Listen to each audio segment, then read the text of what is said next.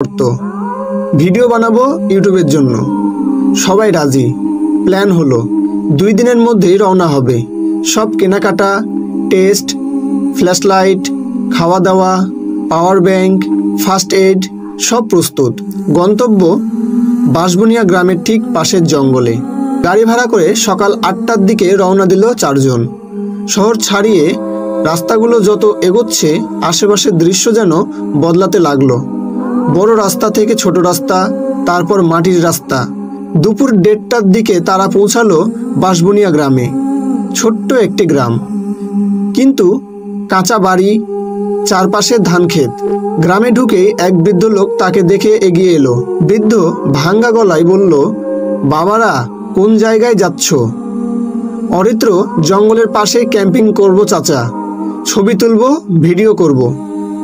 বৃদ্ধ বলল, তোমরা শহরের মানুষ, বুঝো না। ওই জঙ্গলে রাত কাটিও না, ওখানে কিছু আছে। মানুষ নয়, ওইখানে গেলে কেউ ফিরে আসে না।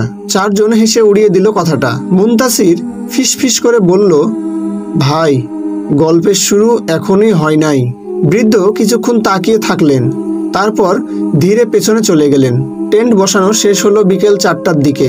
ক্যাম্পসাইট বেছে নেওয়া হয়েছে জঙ্গলের একটু ভেতরে, কিন্তু এখনো মোবাইল নেটওয়ার্ক কাজ করছে।